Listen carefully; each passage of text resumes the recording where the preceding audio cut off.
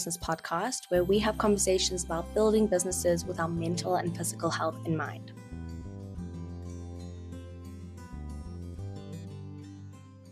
Welcome back, everybody. Thank you for joining for our very first episode of 2026.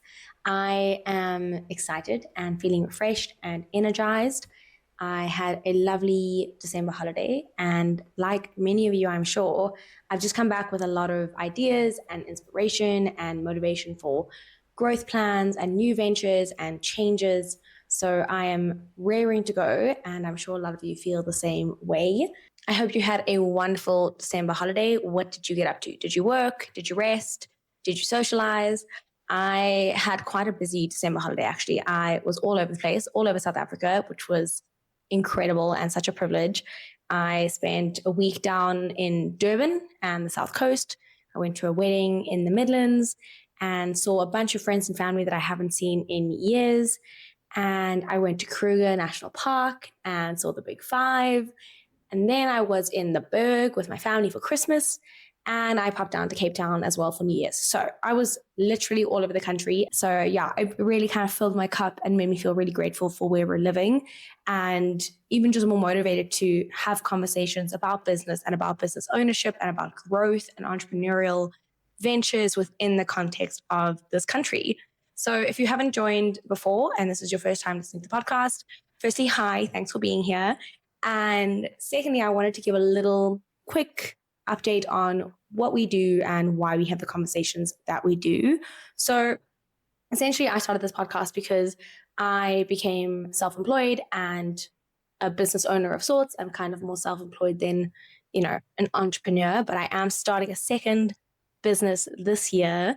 But yeah, essentially, I became a business owner and self-employed, and I just felt like there weren't enough conversations being had on social media or on podcast platforms about business ownership and business entrepreneurial ventures within the context of South Africa. So there's a lot of nuance that comes with living in South Africa and owning a business and running a business in this country.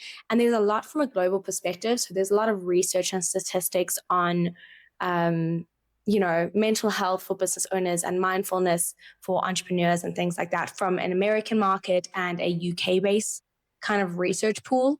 But every time I try and look for something in those topics, but within the context of South Africa, I don't really find much.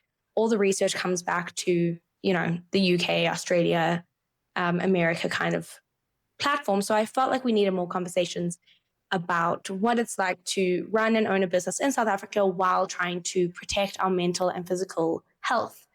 So that's what we do. And there's a lot of conversations that I am very excited for this year. There's some big guests that I'm really hoping we can get on to join as well. So please spread the podcast, share it with your friends, share it with your family. I think this includes really important conversations for a lot of people. Even if you're not a business owner, there's still an element of mindfulness and mental health and just awareness of looking after yourself and not letting business or jobs or corporate become your entire being. In preparing for this episode, I was doing a little bit more research. Again, I'm always trying to find stuff on statistics on South Africans and business owners and where they stand. And finally, I came across a report that Old Mutual did last year, and I'm so grateful for it because it really was fantastic. It's called the SMEgo Entrepreneurial Wellbeing Report of 2025. If you haven't seen it, I highly recommend going into it. But essentially what they did is they sampled 138 South African entrepreneurs. And while that's not a massive research pool, considering the fact that there are millions of business owners in South Africa, it's a starting point. And I think that their findings are still pretty relevant and reasonably accurate, if I can say so myself, just from conversations I've had. So I wanted to kind of mention it a little bit. And I'm just going to read a little bit here. The report highlights psychological stress of business ownerships that affect them as individuals, as well as the sustainability of the economy. And that's really important, and we're going to get to that. It argues that the mental well-being is not separate from business success. In fact, psychological resilience and operational readiness are deeply connected. Providing structural support, tools, and access to finance can directly reduce burnout and anxiety among business owners. Now, I know I'm probably preaching to the choir here of, well, of course, that would make things easier. But I think it's important to understand the statistics and the research around it if just for the sake of knowing that you are not alone, that you are not the only person who is struggling with things like this. So much so that in one section of the report, it mentions that female entrepreneurs, which was about 56.5% of the sample, report higher work-life balance challenges and a greater openness to seeking help, while males, which is about 43.5% of the sample, prefer individual coping and rarely discuss emotional challenges. In total, out of the sample size, only 23% were willing to discuss the stress of what it's like to be an entrepreneur. And I think that that's really problematic because we know that a lot of people are going through this. I don't know a single business owner that has a very stressless life. There's always something to be concerned about and worried about and conscious of and thinking of. So I think 23% of people being willing to discuss that shows a problem in the fact that we're not having open enough conversations. And I think that that's where it starts on how to tackle the mental health crisis in business owners and in entrepreneurs in South Africa. We need to start talking about it. So I'm not going to go into too much detail about that report, but if you haven't read it, I would highly recommend it. I'll link it in the show notes as well. But what I want to focus on is, where do we go from here? What do we do with the information that we have? Now that we can acknowledge that there is a crisis in the country for business owners and entrepreneurs, how do we go about trying to heal that? How do we go about trying to heal ourselves, our businesses, and to a greater extent, our economy? Over the holidays, my family from Australia came through, and I was chatting to my aunt the one night, and she was saying how pleasantly surprised they were about South Africa. I mean, obviously they come from Australia, first world country. There's a lot of things that are nicer or better about living there, but they were genuinely blown away and really enjoyed being in the country. But something that she picked up a lot on was the entrepreneurial spirit. But she was right. There's this beautiful spirit of entrepreneurship in South Africa, and it's so inspiring to be part of that. And more importantly, the power of those small and medium-sized businesses is fundamental to the South African economy. I don't know if you're aware of the power of the SME industry in South Africa. Small, micro, and medium enterprises employ 50 to 60% of South Africans' workforce. In fact, around 90% of the formal businesses in South Africa are small businesses. They form the bulk of our business ecosystem. These businesses are really important because they form a key role in reducing poverty and increasing social stability in a country that has persistently high unemployment rates. With all of this considered, the SME industry needs to be protected. And in order to do that, we need to protect the people leading it. And that is you, the business owners, the leaders holding this economy together. That is what this podcast is built on: how to reinstate balance, how to redefine success and build a more sustainable, healthier way of doing business for ourselves and therefore for the country. If we're talking about protecting ourselves, the beginning of the year is a powerful place to start. Not by doing more, but by doing things with more intention. So we're already through Jan, right? It's the end of Jan, but it doesn't mean that it's too late to take some time, reflect, strategize, set some goals, and set in healthy habits and sustainable practices for the year going forward. So over the last week or two, I've spent some time asking myself some questions and just kind of trying to orient myself for 2026. So I thought it would be a good idea to share some of that with you, and then maybe you can do the same and hopefully get a little bit of structure and a little bit of guidance to kick off the year in a really healthy, intentional way. The first starting point is always reflection. I don't think it's, not that you can't, but I don't think it's a very good idea to set goals without reflecting on how the previous year went and what you can learn from it, right? So ask yourself, what worked well in your business last year? What kind of things drained you the most? What things can you let go of? What do you feel stole time from you?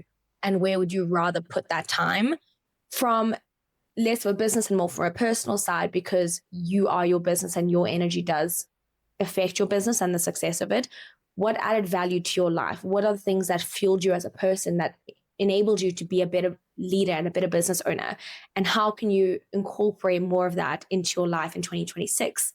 A very important part is, what is something that you're proud of? It doesn't have to be numerical. It doesn't have to be a financial target. It can be something that you did for yourself, or a boundary that you were able to hold the whole year through. Just something that you're proud of yourself for achieving last year. This reflection isn't about judging yourself. It's not about saying, oh, I could have done better here. Oh, I could have, done this differently. It's about gathering information so that you can make more strategic plans for the future and not carry on the same unhealthy patterns, or build on healthy habits that you already have in place. So take some time and reflect on those questions. What worked well? What drained you? What added value? And what are you proud of? Now, with that in mind, we can begin to set some goals. Now, The approach that I've had this year is set fewer, more intentional goals, because I think what happened to me last year was I set a lot of goals. Some were big, some were small, but I just set a lot of them. So I think I felt overwhelmed by needing to achieve so much in 1 year that it kind of became overwhelming. And then also I never felt like I was achieving because I wasn't ticking off enough, because I had too many. So I never felt like I was actually making progress. Whereas if I had 3 primary goals that, ranged in achievability, so something that's a little more simple to achieve, something in between, and then a really kind of hard, high goal, but only 3, then at least as I'm ticking things off and as I'm achieving those goals, I feel like I'm making a difference. Let me know if this makes sense. I don't know if I'm making sense in what I'm saying here, but we put too much pressure on ourselves to achieve so much. And then as we're ticking things off, we don't recognize what we're achieving because we're looking at all the things that we haven't yet. And I think mindset plays a very important part in how we approach our daily business and our lives in general. So a better way to look at it is fewer goals with more intention. So the criteria for these goals should include: if these were the only things you achieved for the year, would your business be better off? And do these goals support the kind of life you want to be living, not just the business you want to build? So 3 goals that fit into those 2 criteria. Do they fit the life you want to build, not just the business? And if you only achieve those 3 things, will your business be better off? The third thing is to veto what no longer serves you. You reflected on what added value. Now it's time to reflect on what didn't. What can you graciously let go of? What are things that you can say, I will not be doing that this year because it was a waste of my time and a waste of my energy, and you just don't need it in your life anymore? Again, I would stick to the 3. List 3 things that you're willing to let go of. Sometimes business growth comes from adding more, and sometimes it comes from consciously removing what no longer serves you. The 4th thing is try something new. These don't have to necessarily be business related. As I mentioned, I think that you and your personal relationship and your happiness within yourself bleeds into your business. So yes, it can be something new for your business, but it can also be something for yourself. So again, rule of 3, pick 3 things you're willing to try. I'm not saying succeed in, I'm saying try. So if you've been wanting to try rock climbing or boxing or join that running group, add that to your list. Maybe it's a thing like offering a new service or product in your business, or trying a new tech program or platform, something new that you're willing to try. And the key word there is try. Do not get disappointed if this doesn't work. This is your experiment section, right? We've got our goals, we've got what we're letting go of. We want to create room for experimentation, because if you never try, you'll never know, right? And if it fails, so what? Doesn't really matter. You tried, and maybe you gained some learnings from it and some knowledge and some experience. But if it works, fantastic, great, new thing, love it. New habit, new business tool, whatever it is. 3 things that you're willing to try in 2026. All right. So your homework, activity, whatever you want to call it, for the week is reflect, set a few goals, not lots, just a few, let go of what no longer serves you and write that down, and then write 3 things of stuff you're willing to try this year. So just experiment a little bit. So yeah, I guess that's kind of it for our first episode. Our next one will be with a guest. I don't know exactly who it is yet. That's still in the works, but I know that the conversations are going to be amazing. I'm really looking forward to seeing how we can grow together as business owners. I know that I've got a lot that I want to achieve this year, and that comes with a lot of learning and experimenting and trying and failing. And I'm going to share that journey with you. And I would love it if you shared your journey with us as well. So as always, I want to make sure these conversations serve you and they're not just my experience. So if you have questions that you want to ask or an episode that resonates with you, please comment on it. Please ask questions. Share with us what your goals are, what you want to be achieving, what kind of topics you want us to be talking about, and I will do my very best to make that happen. And together we can build some sustainable, healthy businesses that are going to heal ourselves, heal the SME industry in general.